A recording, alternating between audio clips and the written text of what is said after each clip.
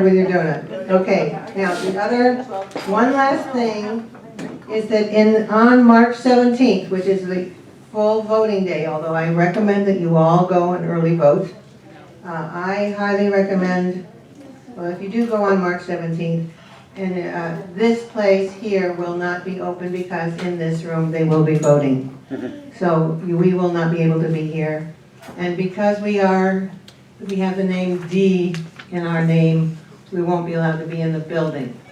And if anybody wants to come to my house, I have my address there. Alberta's home, and we will have something for your edification. I have a movie already, but if I get a better one, it'll be something that's relevant. It's a Wonderful Life. It is a wonderful life. Yeah. You want to meet my dogs? They're really very loving. Okay, so know that on March 17th, the choices are not to come here, but to come to my house, and my address is on today's, I want to say ballot, but it's not a ballot. It's a schedule of what's happening. And on the back of that schedule, I have the dates for early voting and also how to get your sample ballot. Everybody all prepared to do that? Anybody here tried to get their sample ballot yet? Come on, somebody. You did. You good fellows. Yay. Now next week, know that I'm going to be taking attendance again, and you better get it done by next week. Get it done, because it's complicated. It's really complicated. There are a lot of big decisions to make. Okay. Announcements. We are ready for announcements. There we go. This is an update on the proposed school voucher expansion happening at the state level. There has been some improvements, but it's far from where we want it to be.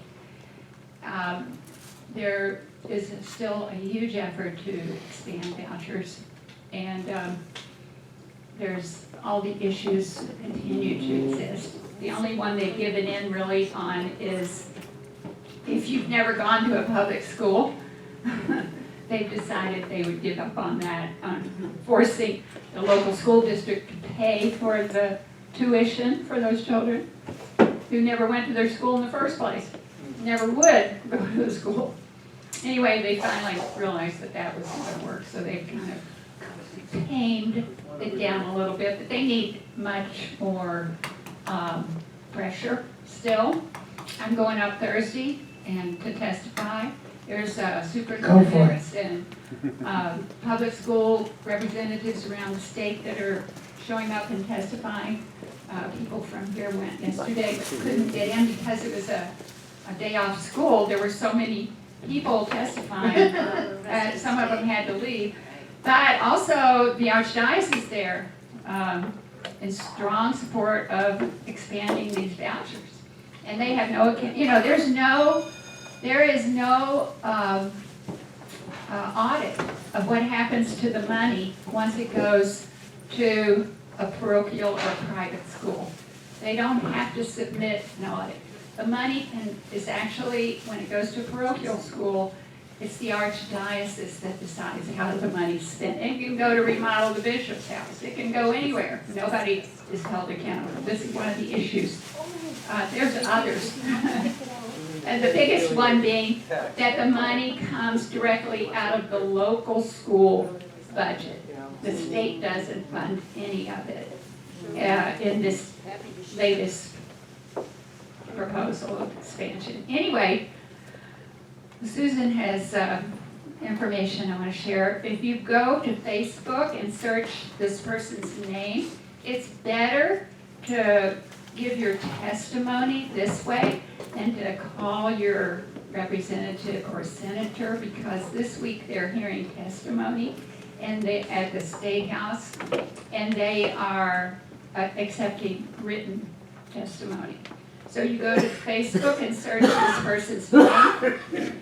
Her name is Rachel Coyle, C-O-Y-L-E. And then, Susan, you can tell them what happens next. Once you're in the Facebook, her place, there's things on the left, like events, files, members. Click on files and it'll tell you about getting around the legislature in Columbus. Very helpful in, actually I made up a booklet and I can actually send it to Peter about getting around in Columbus. Send it to Peter. Everybody see Peter? Peter is right here, tallest man in the room here. I'm Doc Christensen, and there are invitations to the Charter Committee's Civic Gumption Award in honor of Charles B. Taft. The honor this year is George Vinson, who was very active on the bus campaign, among many other things.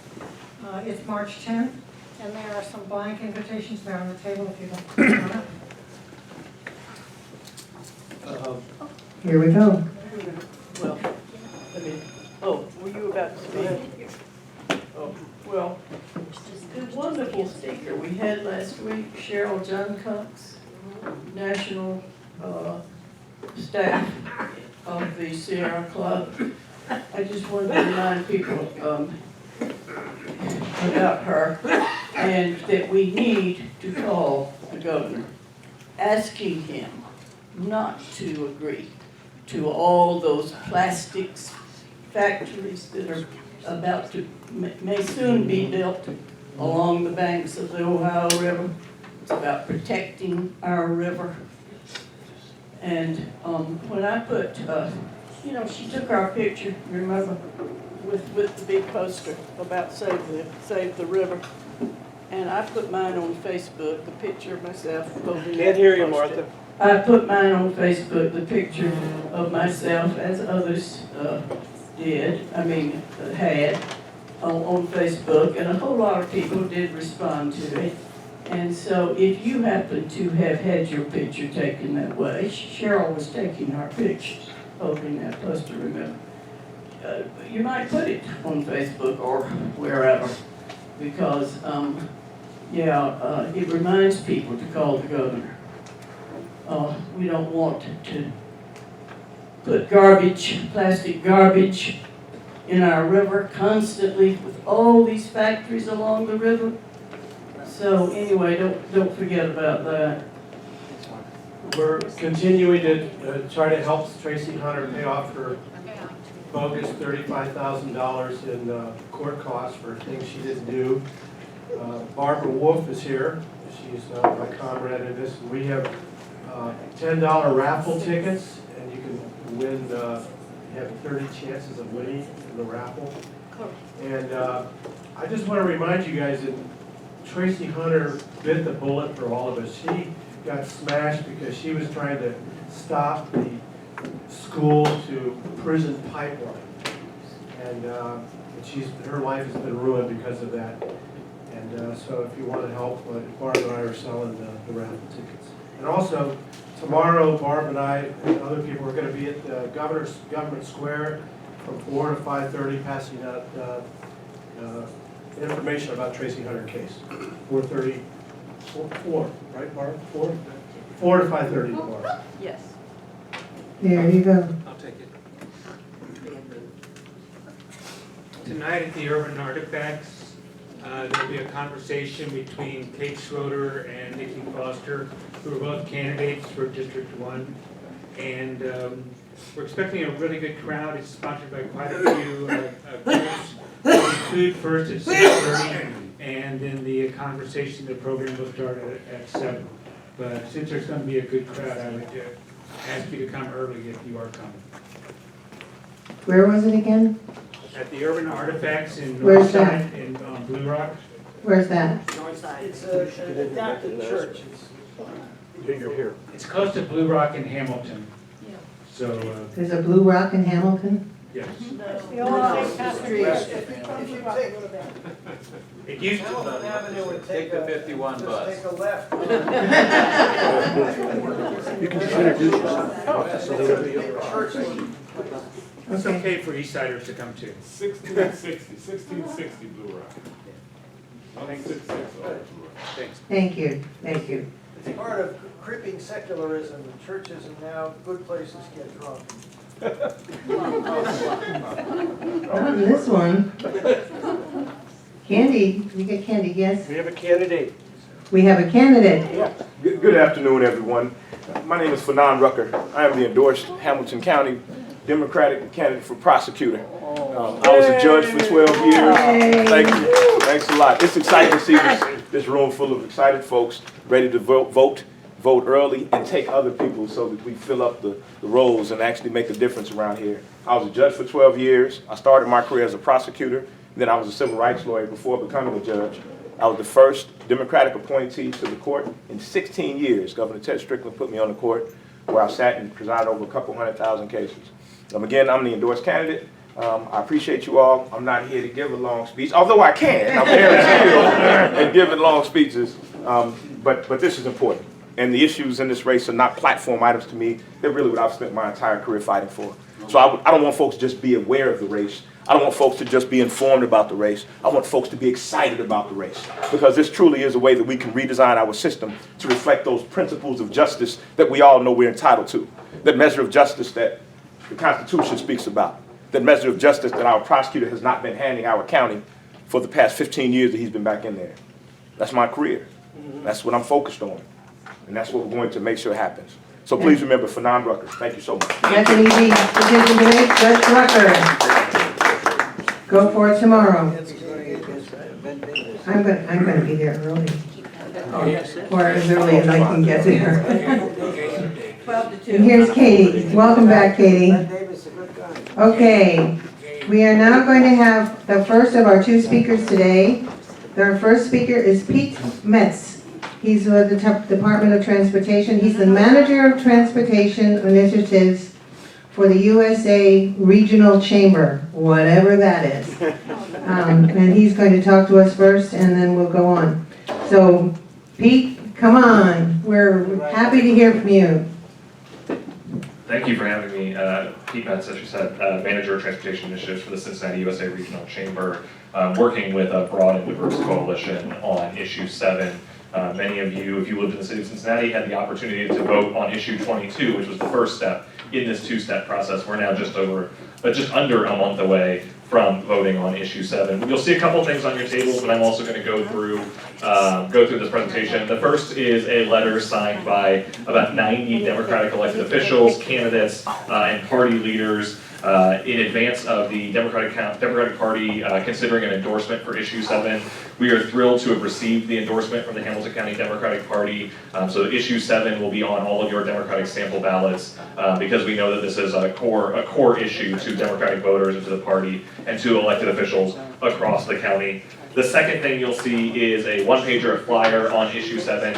It's a very, very brief summary of what I'm going to walk you through here, but wanted to make sure folks had those and can take them with them. You'll also see by the door, there's a chair blocking them. We have yard signs. If you are enthusiastic as you leave this event and you want to show your support for Issue 7, please take them. We have over 1,000 of them we need to get out. I know Judge Rucker knows all about pushing those things out as fast as you can build them, so if you want one, please take them. I see a couple of folks. Barb here, obviously, is a member of the Better Bus Coalition, and the Better Bus Coalition has been a huge partner in this. You may have heard from them as we've run up to this campaign. That's part of the broad and diverse coalition we've built around this campaign.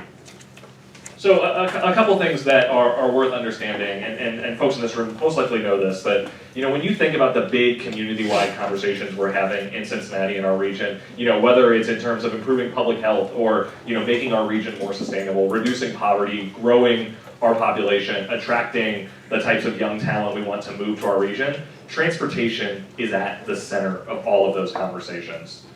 Oh, wrong way. And what we know is that transportation is the big hole that stops us from solving or improving on some of those issues. Today, if you look at the Southwest Ohio Regional Transit Authority, which is the public transit agency for Hamilton County, you're only able to get to less than 1 in 4 jobs in our region by a 90-minute commute. Think about that. My commute from north side to downtown is 15 minutes door to door. 90 minutes is my drive to Columbus. And less than 1 in 4 jobs in our region are connected by that type of commute. We also know that because of the way this system is funded, that we have an unsustainable funding model, and that if we do nothing, if we don't pass issue 7, if we continue to operate on the status quo, we'll have a $165 million budget deficit. And what that means is that in order to balance that budget, which sort of has to do every year, we'll either have to cut service more and more, we'll have to raise fares, or do both. All of those things effectively make this a system that starts to spiral down the drain to something that's not usable for the folks who need it and rely on it today, let alone the folks who may choose to use it.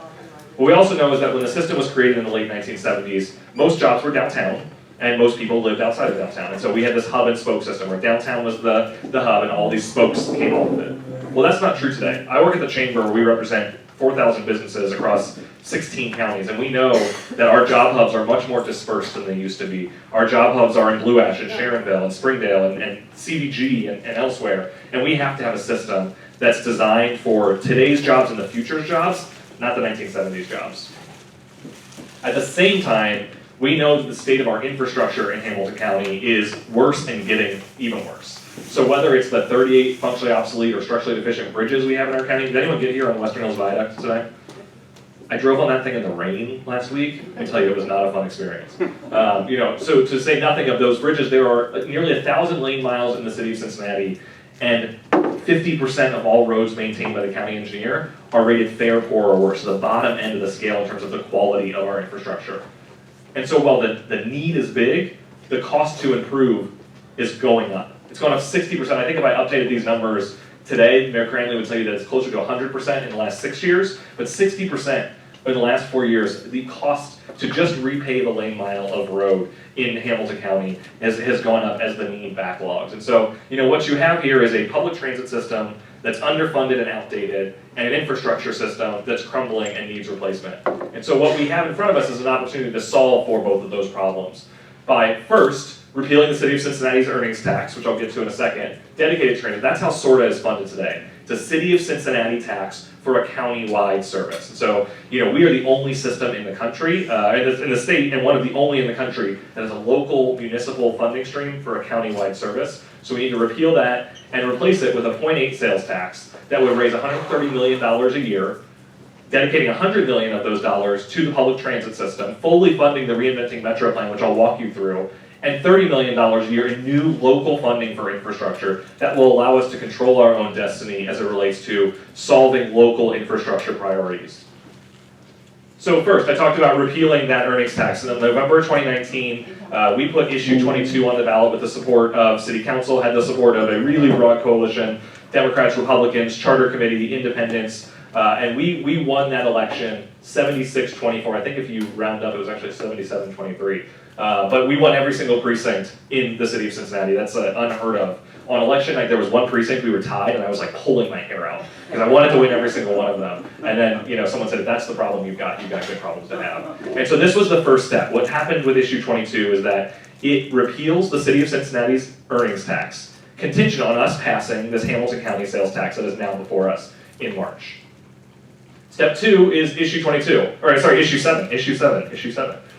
It is a countywide sales tax. You'll see the language here. I share the language because I think it's really important. There's a couple things that are codified here. The first is that it's a 0.8 sales tax for 25 years. So it'll be on the books for 25 years before voters have to decide whether they want to renew it, change it, or repeal it.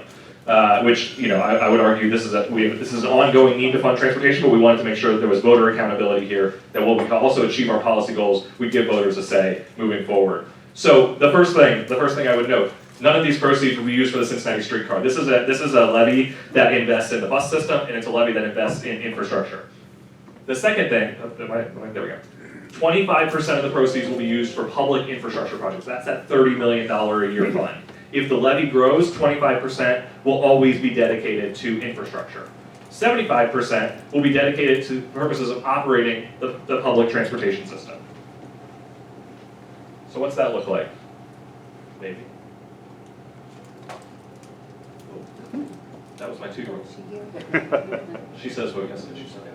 So what does the Reinventing Metro plan get us? First, it increases frequencies on the system we have today. So what frequencies are is how often the bus comes, right? So if your bus comes once an hour, if you miss that bus, there's no way you're getting to work. Or there's no way you're getting to work on time. So we're going to have 15-minute frequencies or better 7 days a week.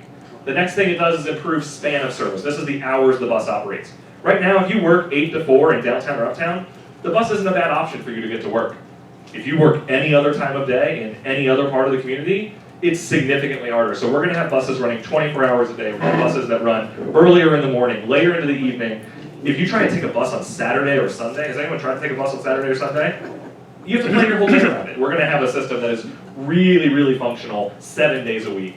The third piece in here, which I'm gonna show you in a map, is that we're gonna eliminate this hub and spoke, or move away from this hub and spoke system to have crosstown service. We're gonna have new routes that go across the county as opposed to having to make everyone come downtown and then go back out. So Galbraith Road's gonna be a big connector. There's gonna be, western suburb to northern suburb routes, really truly transforming this into a county-wide transit system, which is what we know Hamilton County needs and deserves. So what does that look like? This is just the basics of the plan. I'm gonna go through maps of all of these, but I've highlighted a number of them already. 26 routes with more frequent service, 18 routes with longer hours, new routes, crosstown service every 30 minutes, demand response service. I actually think one of the things that's really important here is you talk about access service. Does everyone know what access service is? This is sort of paratransit service for those who aren't able to access the fixed route service.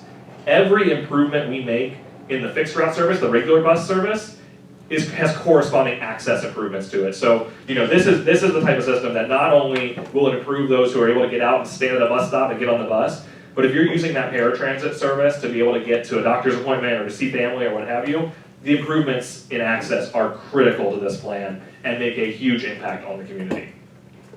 So what does it look like? It's great to have maps, and I want to make sure folks understand. This is our current day frequency map. So the darker the line, the more frequent the bus runs. So the darkest lines are every 15 minutes. You can see here real faintly, there's the City of Cincinnati lines, and what you kind of see is that the frequency service stops as you leave the City of Cincinnati. This is the future. So I'll toggle. Those circles in the northern area are what we call demand response service. Those are sort of deviated routes where if you check in and say, hey, I want to get a ride, it'll take you anywhere in those areas, but it doesn't stay on one clear line. Oh, I went the wrong. No, this is it. This is just high frequency, 15 minutes or less. That's pretty much 6 or 7 routes. That's what we have today. This is the future. This big straight line you see across the top of the suburbs is Galbraith Road. Really, really high frequency quality service in Galbraith. That's critical to getting east-west. So you may still need to transfer buses, but you don't have to go all the way down to Government Square to do it anymore. These are crosstown routes today. As I said, it's a hub and spoke system. Really, if you're trying to get across town, you're going downtown first. These are new crosstown routes in the future. All of this is what we're going to be able to get if we pass issue 7. This is 24-hour service. If you squint, you can see it. There's still nothing there. We have no 24-hour service in Hamilton County. This is the future. So the 33, the 17, the 78, the 43, the 4, and the 11. These routes carry 50% of all riders today. Those routes will be running 24 hours a day in the future to make sure that we can get people to jobs all across the community. So what does that look like? On the 24-hour service alone, that's almost 350,000 jobs that are connected by those 24-hour routes. What that doesn't include is SORTA's ability to connect up with a Northern Kentucky bus system to get people to jobs on the other side of the river too. And so when you really think about what's happening at the airport, what's happening in Northern Kentucky, they don't run 24-hour service today because they're not going to drop people at Government Square at 2 in the morning and tell them to wait 3 hours for a bus. Tank will be able to line up with SORTA and connect people to even more jobs. So let's talk about infrastructure for a minute. We did an analysis at the Chamber of local infrastructure projects that are already on the books with the City of Cincinnati, Hamilton County, OKI, which is our regional transportation organization, with the Ohio Department of Transportation, and we identified $1.1 billion worth of projects that overlap this existing metro transit system. And so we know that there's a critical need out there, and we know that this $30 million a year will allow us, A, to put shovel in the ground on a lot of these projects, because these are things as big as the Western Hills Viaduct, and as small as fixing sidewalks and repaving roads in communities in every jurisdiction in Hamilton County. So this will allow the community to apply for and receive these funds to put shovels in the ground on projects, but to also leverage those dollars when they go to the state or federal government and say, hey, we've got 60% of the money locally, we just need 40%. Right now, what's happening is our communities are going to say, hey, we've got 20%, we need you to give us 80%. Which one of those value propositions sounds better if you're Columbus or Washington in terms of investing your dollars? So we know that we're going to be able to control our own destiny locally, but also be able to leverage new funds coming in from Washington and Columbus. Finally, as we make this transition from a City of Cincinnati earnings tax to a countywide sales tax, you can see here a couple examples of the tax implications for voters who live or work in the City of Cincinnati. This is a tax cut for people who live or work in the City of Cincinnati and make around $16,000 a year. Because what we're doing is we're moving to a really broad-based tax policy. The sales tax alone, almost 50% of it is paid for by people who don't live in Hamilton County. So the base on this thing is really broad, and so you're able to invest dollars that are being spent here in Hamilton County. So I've got a timeline here. We are at this point right about here. We voted on issue 22, overwhelmingly passed it. The SORTA board put this on the ballot on December 10th, and we are running hard. If you've watched any local TV today, you may have seen the TV ad. If you go to your mailboxes this week, you will certainly see some mail. We are running a really robust campaign, and the thing I'm most proud of in this campaign is the broad and diverse coalition that's got behind it. So everyone from the United Way to the Urban League to the AFL-CIO to the Cincinnati Chamber where I work and the Sierra Club. I know you had them here recently, the Better Bus Coalition, who've been on the front lines of this for so long, and so many more. Every member of the Hamilton County Commission is on board with this, as is every member of Cincinnati City Council on the Democratic side. Find me another issue where you have those groups all marching in lockstep. You've got suburban mayors and suburban council members, all of our state house delegation on the Democratic side, as well as more conservative members of the Democratic Party like Dusty Rhodes, who are all on board with this plan. And so, we are running hard, and we're running in a way that shows that this is a consensus solution to a long-term problem our community has identified and has not been able to solve to date. And so, I think it's 29 or 30 days from now, and starting tomorrow, we will be at the Board of Elections as well. There will certainly be some food there from our team, I think. Voters will get to say yes to investing in Hamilton County transportation for the first time since we created this system 50 years ago. So I'm happy to answer any questions. I'm going to be here throughout. So thank you for the time. Really appreciate your support of Issue 7. We have a generational opportunity to change our community, and I'm so excited to be this close to getting it done.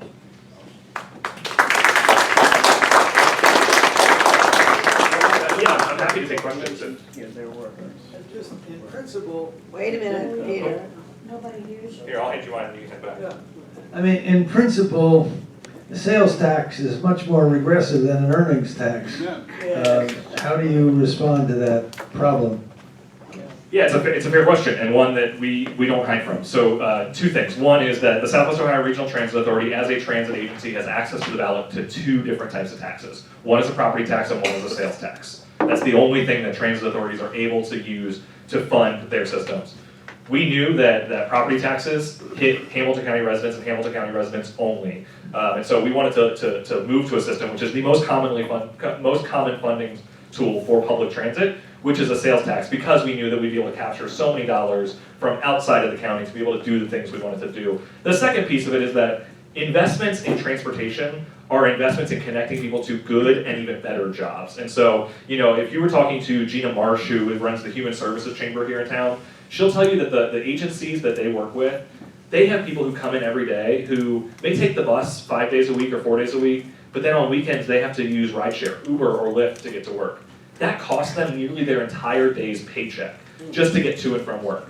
And so if you look at what the tax increase is on someone who's making $14,000, $15,000, it's the difference of shifting one Uber or Lyft trip to a bus trip.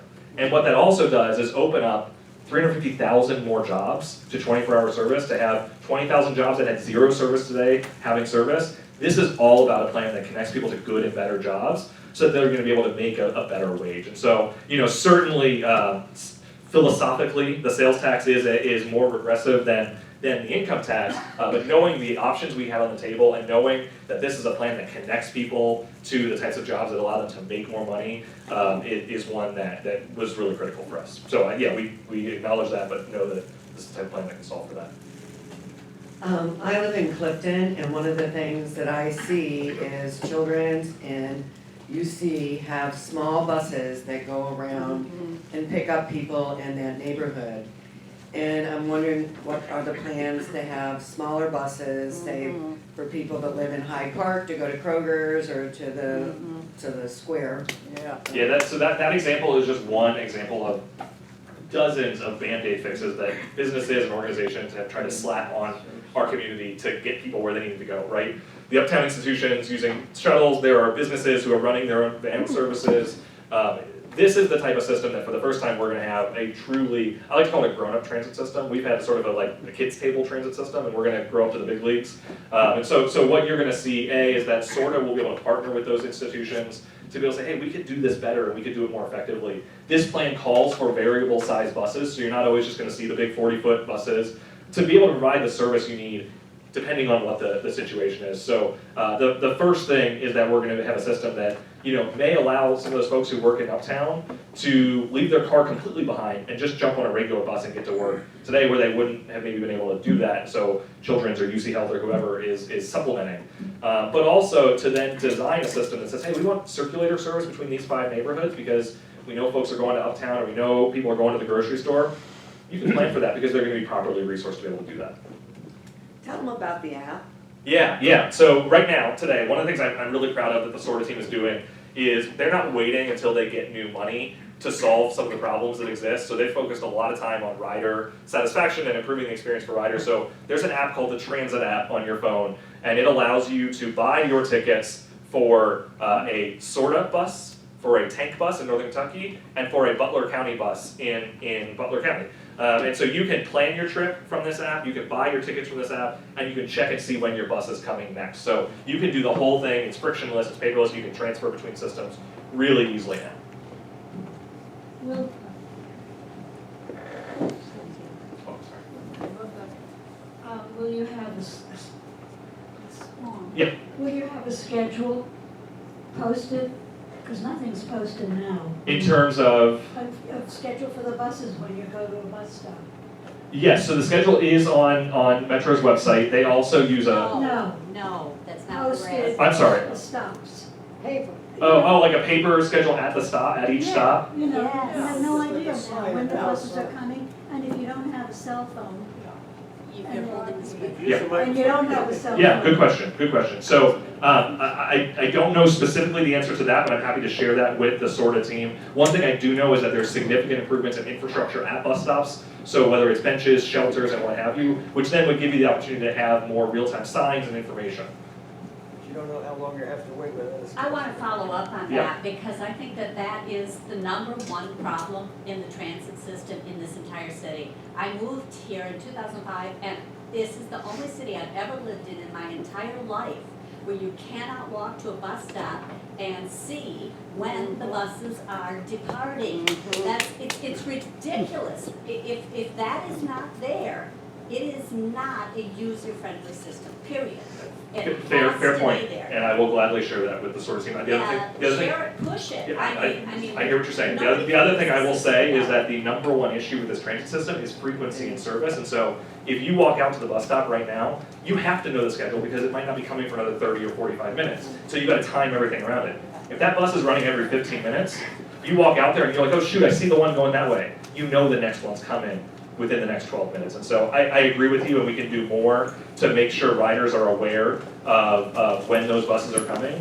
But by improving frequency and having frequency at every 12 to 15 minutes, it's going to be, when you walk out there, your average wait time is going to be somewhere between 7 and 10 minutes, whether or not you know when it's coming. And that's, People are just not likely to stand there and wait unless they see that. I mean, I've lived in countries that do that. I've lived in other cities in the United States that do that. I think that is a major failing in this system here. Major. I hear you, and I will happily show that. I will tell you, and this is not me making the flip side of that argument, is that there are communities who got really tired of having that paper scattered all over the neighborhood. And so finding ways. Why does it need to be scattered? It's behind a plastic sheet like in every responsible city. It's not scattered, it's there. I hear what you're saying. I will share that with the SORTA team. What we're trying to do with this system is drive new investment to make sure that bus is coming so frequently that you're aware of when it's coming, and we can do more to make sure that you are aware, no matter what mode you're using. Yeah. A couple of questions. Yeah. The senior pass is a hassle to get. You have to re-register every year at some place, one place. That's a hassle. I've been to Seattle and you just get one card and just one time after you reach a certain age, and that's it. And also, the fares are, I think they're still $2 a ride, so $4 a day for most people. People from the suburbs are still gonna be driving, and I don't see a decreasing congestion by them spending $4 a day. I just don't see it as an incentive for them. How are we gonna get them to use the bus system and support it? The reality here is that you can't tell folks that service gets better, you have to show them that service gets better. So I wanna talk about fares for a second, because right now, we've got a zone-based fare in Hamilton County. So if you live in the city of Cincinnati, you pay one fare, that's zone 1. If you live in a inner-ring suburb, you pay zone 2, zone 3, zone 4, zone 5. It's really complicated. You're talking about user-friendliness of the system. You don't know where you're getting on the bus and where you're getting off, whether you're paying zone 1, zone 2, zone 3. We're gonna have a flat fare in Hamilton County, one fare, $2 across the entire county. And they're gonna eliminate the cost of transfers. So transfers are gonna be free now. And so, you're gonna be able to get on the bus, no matter where you live in the county, and know that your fare is one amount, as opposed to having to figure out what zone I'm in, because Lord knows I don't think about what zone I live in for the bus system. It's gonna be easier, it's gonna be more efficient. On the senior piece of it, I know that SORTA is working to fix that problem. They've heard that feedback loud and clear, and they're working to make that such that you don't have to go out every year and get that fixed. So I don't have a specific update because I don't work with the transit agency, but I know that's something they've heard and they're working on. I know, I've worked with people who use the bus, and it's really hard the way it is now. I can't wait to see the improvements for the people who need to get to good jobs. I know 2 different families where they gave up on their employment across the river because it took an hour and a half to 2 hours one way, and they would resort to Uber just because they just couldn't continue. And it is such a waste of money for them to be using Uber. But I can understand if it's raining, if it's cold, you're not gonna spend give up a chance to get home an hour and a half faster. And it eats into your income, and it also it's devastating to the opportunity. We desperately need this.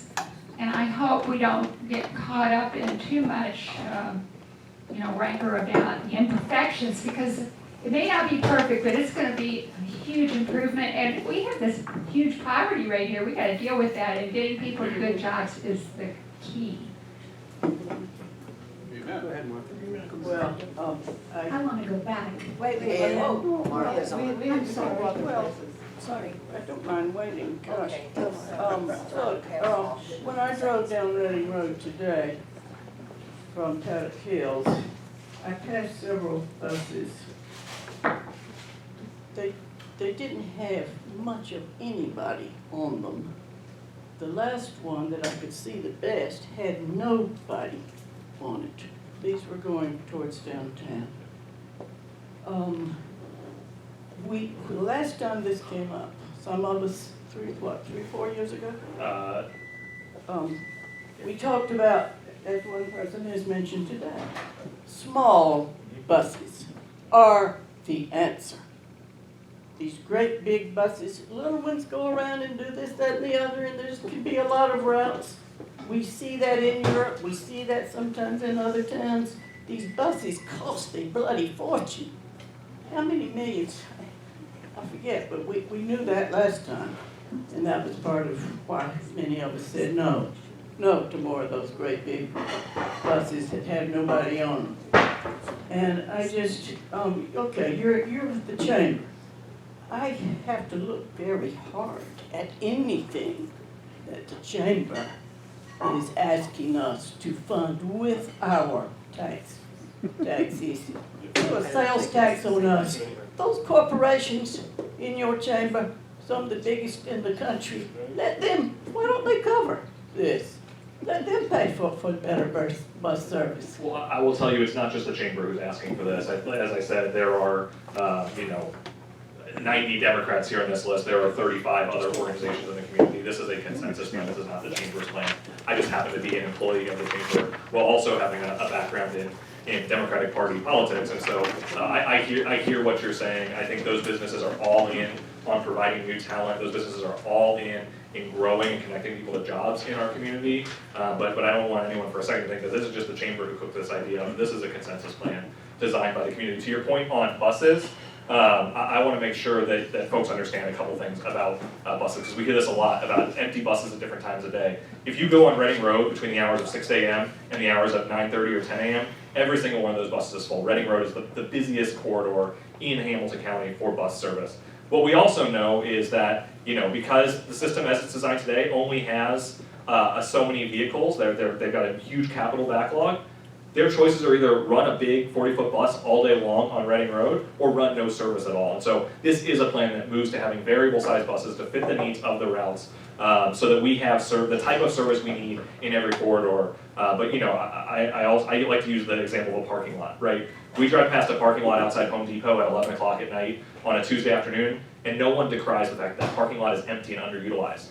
But you go to that Home Depot on a Saturday morning at 10:30 a.m., and you can barely find a spot in that parking lot. So, you really think about what you're building here, and it's building a system that makes sure that you have the quality of service to meet people where they are, but also so that you're not diminishing service moving forward.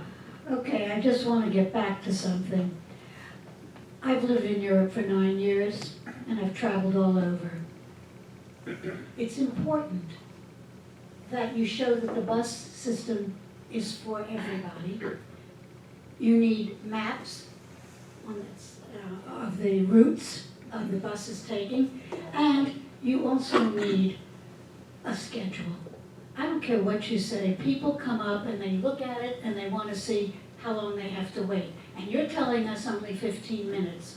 But we know that buses it doesn't always work that well.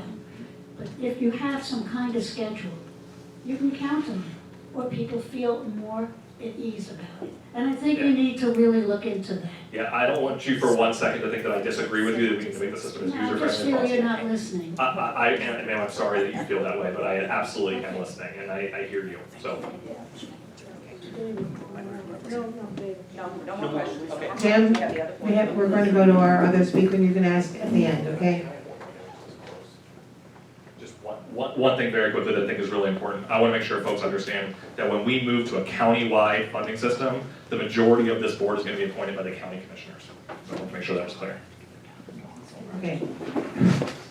I really want to get our next speaker in. Our next speaker is Dave Stickey. Dave Stickey is has the alternative view on issue 7. He's a Democrat of Hamilton County. He lives in Sims Township. And we're going to hear from him. Let's hear from him. A Democrat, folks.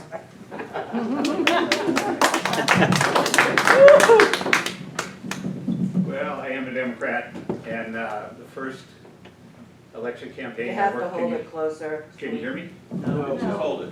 You have to Better hold it. Real close. Get right here. The first campaign I worked on was Obama in 2012. Then I worked in Connie Pillich's campaigns, and I worked in, what was his name, Fitzgerald? May he be forgotten. And I worked in Hillary's campaign. I'm currently working in Warren's campaign. And I do have a concern about this. And the first thing I wanted to do, is it Steve? Pete, okay. Well, you look like a Steve. Where is it that it says that the majority of the people on the SORTA board are going to be appointed by the county commissioners? It's in a resolution that Commissioner Fortune agreed to with then Councilmember Cranley in 2008. So it's written into the Hamilton County legislation. So folks understand, the transit authorities statewide are functions of county government. The only reason that we had a majority City of Cincinnati board was because the City of Cincinnati was the only funder of the transit authority. So then Councilmember Cranley and then Commissioner Fortune came to an agreement that gave the City of Cincinnati a majority of that board. The agreement also states that if the funding system ever moves to a countywide funding mechanism, that the majority of the board moves back to the county. So that's written into a resolution that Commissioner Fortune and then Councilmember Cranley agreed to, passed by the county commission when David Pepper was there, my former boss, and so that is on the books. It is what will be managed for the transition, and I'd be happy to share that with anyone. I think that would be useful. Yeah, we've offered to share that with you before, Dave, so. No, you haven't. I think that's useful, but I don't think it's definitive. I'm here because, All three commissioners would disagree with you. I'm sorry? I think all three commissioners would disagree. Well, I don't think that's definitive. Let him talk, let him talk. Who knows what SORTA is? Does everybody know what it is? Who doesn't know what SORTA is? I sort of know. Good answer. That's SORTA better you is than the me. Southeast or Southwest Ohio Regional Transit Authority. It's the umbrella organization for the metro and the access buses. It used to include the streetcar. The streetcar was moved out right before the levy thing came along, or the tax thing.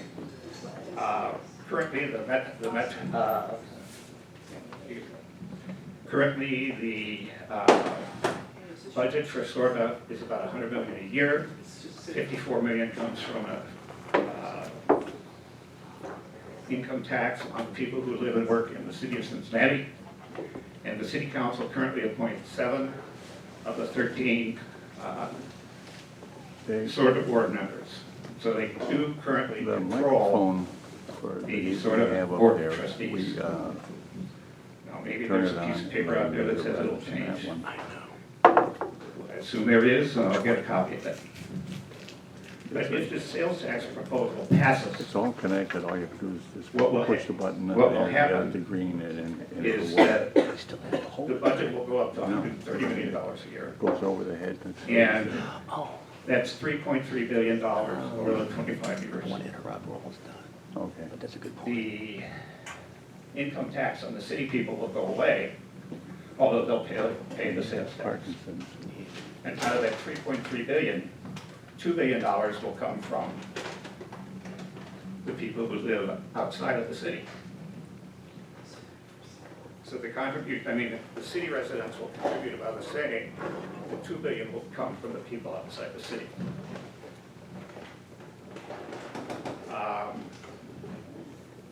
Unless the composition of the board of trustees changes, maybe it will. My concern was that the city of Cincinnati would continue to control the SORTA board. Now it would appear that a majority would be controlled by the county commissioners.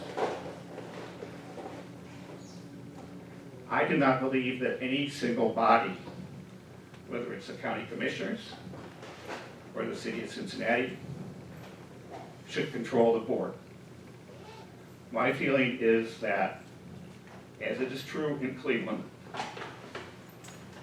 where there's a regional transit authority, no single entity should be able to control the board of the regional transit authority.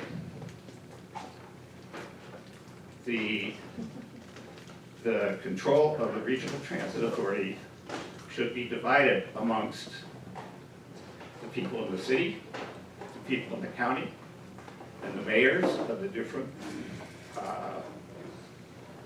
cities and municipalities outside of the city. Anybody who controls this $3 billion that's going to be coming in is naturally going to tilt it to benefit themselves.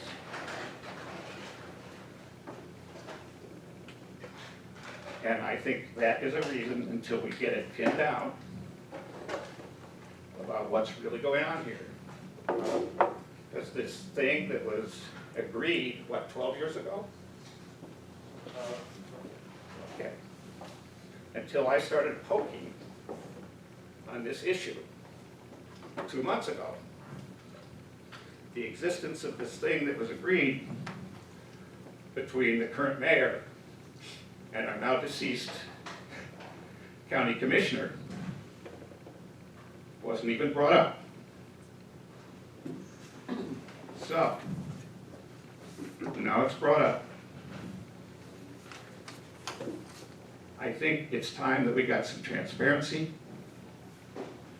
on who appoints who controls who. Because if this thing passes and we don't get that sorted out, then Mayor Cranley and the city council will control a $3 billion revenue stream without anybody to tell them what they can and can't do. And until today, I was not aware of the existence of a written document that could stop them from doing what they wished. And you have to realize that if the transit system is broken, it's City Hall that broke it in the last 6 years. And if the streets are no good, it's because City Hall spent the last 6 years breaking it. And now they've discovered that all they need to fix it is $3 billion. Has nothing to do with leadership. So I think the best thing to do in the next 30 days is to talk to your neighbors and say, let's vote down this thing. Yeah. And let them come out and tell us in more detail and publish some of these documents that right now are up in the air. Okay? And all these plans, this is a pinky promise. You know? Unless there are documents that say, and this is not binding on the county commissioners, if they do in fact control SORTA, they could come in and say, I don't agree. I want it to go there. I want it to go there. When we get new county commissioners, we got a new person coming on in the fall, and she says, no, I want it there. The plans are not binding on the next politicians that take over whoever controls the doggone thing. And that's why I say we need to have a whole new governance system where nobody controls it. Where an election does not change everything. And I think it's absolutely wrong to have a 25-year tax. Because that ties up the whole shooting match for 25 years. I think the whole thing is wrong. It was done for a specific purpose, so that John Cranley could have his golden shovel moments for his campaign literature, and so that he could hand out some contracts. And the same with the county commissioners, you know, who are up for election this fall. What are we doing here? So that's what I got to say. Any questions? Sir?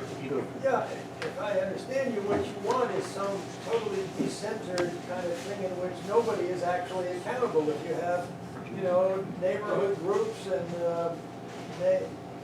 different people, I can't even envision how something as complex as a transportation system can be controlled by what you described as apparently works in Cleveland, but I can't even grasp what you envision.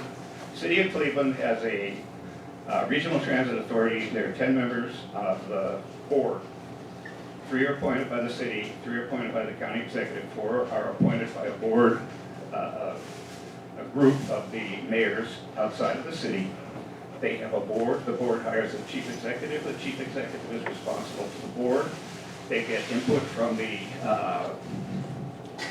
citizens that are served. They operate not only buses, they operate a train system. They have the means for getting comments from the people they serve. They have a somewhat different system in Columbus, somewhat different system in Dayton. We're not talking about inventing the wheel here. Sir? That's exactly how things happen today. So to your point about that document being hidden or missing, if you are a member of the SORTA board, it's in the packet you receive when you are a newly onboarded. So this is not some document that's been hitting. If you go to the county and ask them for that document, they will gladly provide it to you. Today, the SORTA board is made up of 13 members. It has 7 appointees from the city of Cincinnati and 6 appointees from Hamilton County. All this document says is that the majority will shift to the body who appoints, who provides the funding mechanism. So what Mr. Dickey is trying to insinuate here is that there's some secret plan or there's some issue that has not been worked out. We have a binding document that was agreed to not just by a then council member and a then commissioner, but was passed by the Hamilton County Commission and is standing law governing the transit authority. And this is how transit authorities across the country are governed. And so, you know, I reject this notion that there's some backroom deal or transition of power that we can't control. I think every single one of us knows the Democratic members of the Hamilton County Commission knows Democratic members of Cincinnati City Council. This is not moving away from a collaborative process that we've had. I will also say that these plans that were voted on by the SORTA board were approved unanimously by City of Cincinnati appointees and by Hamilton County. Let's have questions of this man here. Before you talk again, can we ask questions of this speaker? You be quiet for a while. Just a little quickie. As a person who regularly attends Better Bus Coalition meetings, very definitely, you know, there is, you know, talk of setting up a mechanism to prioritize how the money will be spent. So it's not going to be a matter of people going here and there.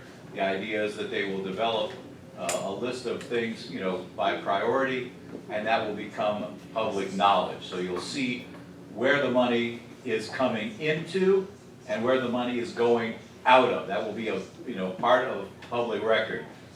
I want to speak to the issue of riding the 43 bus, which I have done any number of times to come to this meeting. And since I live in Oakley, I have two choices. I can take the number 51 bus, which will dump me off at Reading and Dana. I don't like to take that bus particularly because it's hard to get a seat when you go there. I like to take the 41 bus, which will drop me off at Seymour and Reading, because there I'm much more likely to get a seat. So if you say you don't think that the buses are full, the buses are full. You may not be seeing it, but I'm in there. They're full. They're full some of the time. They weren't full today.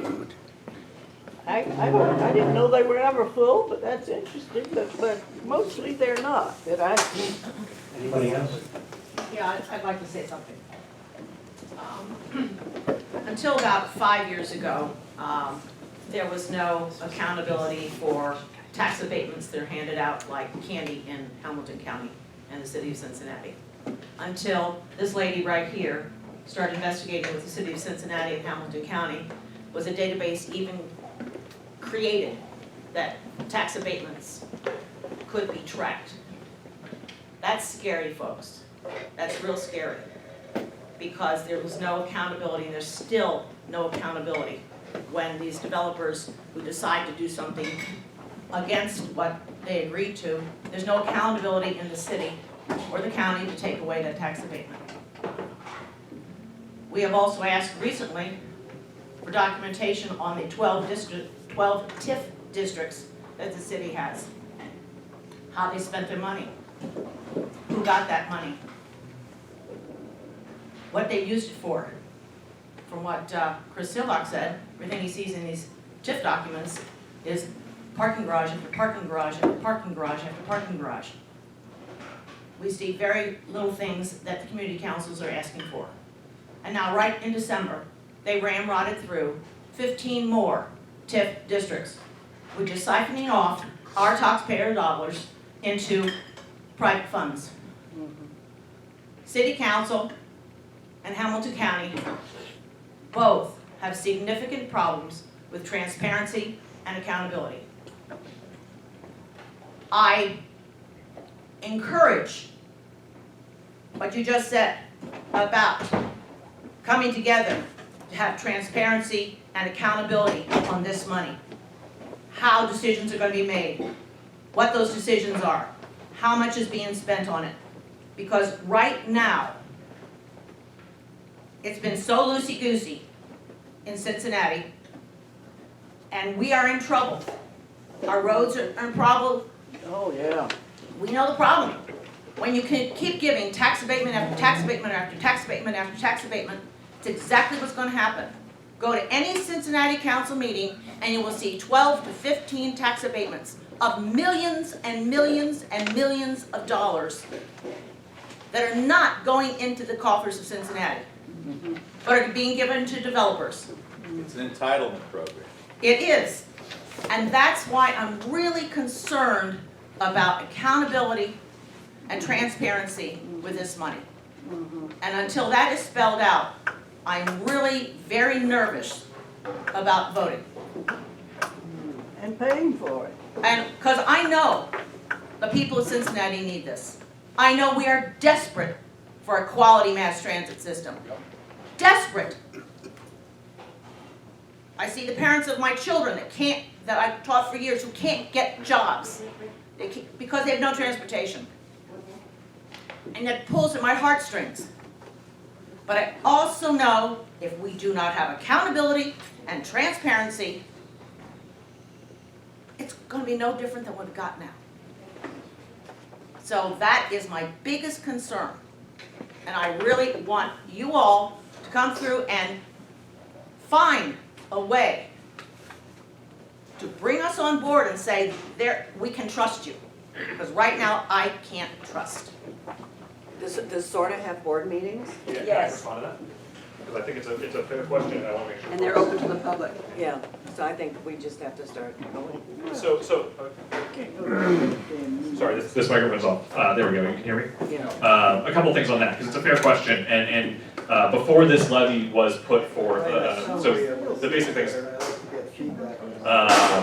This woman mentioned, I'm sorry, I can't see your button this evening, that SORTA's board meets regularly, they're public and open meetings, they post all of their information online. But what I'll say is more fundamentally, there was an independent analysis done of SORTA in 2017, where Ernst & Young was hired to do a full-scale both financial analysis as well as an operational analysis of that agency, asking two questions. One, was this deficit that we talked about, was the problem that they'd identified real, or were there places where they just weren't spending their money right and that deficit wasn't real? The second was, how do they stack up against their peer agencies? So looking at these cities that we've all been talking about, the places that we're competing with, that are like size, et cetera, how do they operate? Are they as efficient as those systems? Are they less efficient? Are they more efficient? And the two things that came out of that report, which is available online, you can read it at reinventingmetro.com. It's about 200 pages. I actually highly recommend it because there's a lot of really good information in there that I think will answer some of your questions, ma'am. But the two things that came out of this is, one, that deficit is real.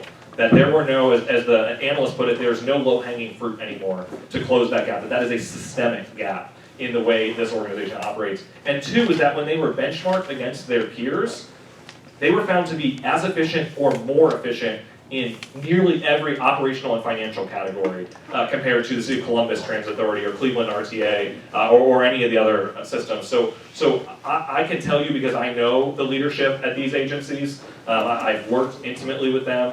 Daryl Haley, if you haven't met him, is the CEO of SORTA. They are incredible leaders. They are accountable to the community and the dollars, and they are doing incredible work with very little money right now, and it shows in the type of quality that they're able to put out on the street. What we have in front of us is an opportunity to change the lives of people across this community, to actually connect them to jobs, to achieve the things that we as Democrats all say we want to achieve for people, to move people out of poverty, to give them good middle-class jobs, to help grow our communities sustainably, to help connect people to jobs, education, healthcare, everything that our community has to offer. And we don't get those opportunities very often. So it's a fair question to talk about accountability. It is 100% something that each and every one of us in this room should be focused on today and on March 18th, 2020 and on March 18th, 2025. But if we let this opportunity pass us by, when we know we've got an agency who is a good steward of taxpayer dollars, we won't have the opportunity to make this investment again. We have a system that if we do nothing, disappears. If we do something, it changes the trajectory of so many people's lives in Hamilton County. So I thank you for the time. I'm happy to continue to hang around and talk for a bit if folks have specific questions, but I wanted to make sure I addressed your question specifically, ma'am. I'm sorry, I didn't address it. Could I, any other, everybody? You talked about the authority, but you still didn't talk about that we have a bigger problem here in Hamilton County and City of Cincinnati than just having a sort of board that has a 200-page report that we can read that says they're wonderful. But the fact is, where's the accountability system that's going to be put into place? That's what I want to see. I would encourage you to read this, and the analysis is really strong. So, thank you. Did you consider anything other than a sales tax that we would pay for many years? I would pay. There's only two options, he told us. Sales. Sales, property, or sales. Well, is that all that it can be considered? It's all the state That's all law. the state allows you to do. Okay, I want to go on to next week. Next week, we're doing Jaime Castle, Ohio Congressional. Jamie Castle. Spelled Jaime. Jamie. French, Jamie. Okay, she's going to do the Ohio Congressional District number 2. That's not my district, but it's a really interesting district and we want to hear about it. And then followed by Move Forward campaign and then Guatemala Today. And then we're going to be maybe in my house. So come on back. We've got some wonderful things for you to consider here. And some of it's going to be transparent. Not translucent. Translucent. What I've got is this thing here. This is my transparency right here. Come on to my house on March 10th, March 17th. Have a nice day.